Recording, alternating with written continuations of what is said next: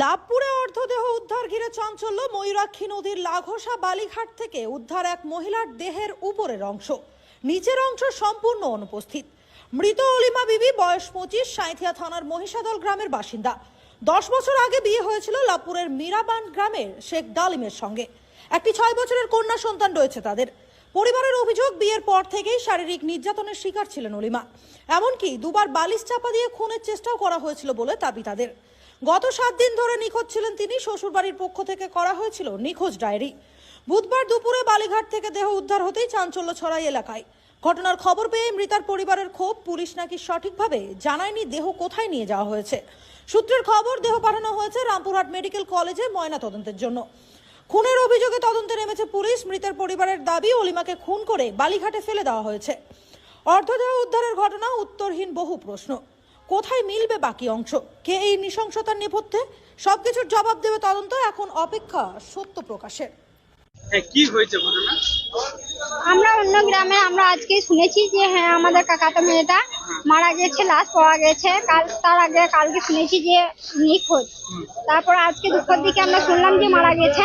তারপর আমরা এখানে লাশ এসেছে বলে রটিয়েছিল বলে এখানে আমরা দেখতে এসেছি যে লাশ এসেছে নাকি। তারপর এসে পুলিশকে জিজ্ঞাসা করা উল্টোপাল্টা বলে তারপর আমরা বড়বাবুর সঙ্গে যখন দেখা করি, বড়বাবু বলে যে আমরা লাশটা পোস্টমর্টম করার জন্য রামপুরহাটে পাঠিয়েছি। মল্লেশ্বর থানাতেই হয়েছে। বডির অবস্থা আমরা তো দেখিনি, ওরা বলছে যে শিয়ালে অর্ধেক খেলেছে।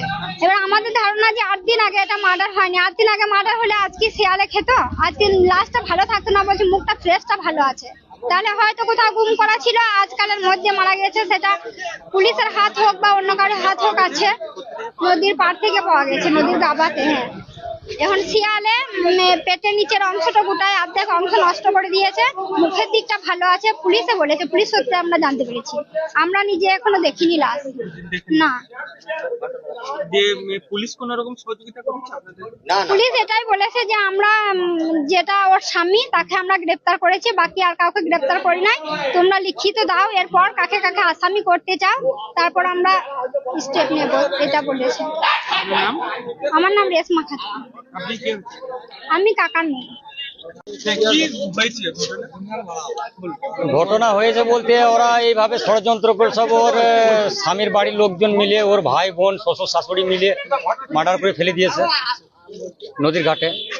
আজ লাভপুর থানা গিয়ে ওখান থেকে ডেড বডি তুলে নিয়ে এসে, বডি আমাদেরকে এখনো অবধি দেয়নি। বডি নেওয়ার জন্য, দেখার জন্য অনেক আমরা চেষ্টা করলাম। এখানে থানা অনেক গাফিলতি করছে, আমাদের প্রশাসনের তরফ থেকে কোনো রকম কোনো সহযোগিতা পাইনি আমরা। মানে পুলিশ গাফিলতি প্রচন্ড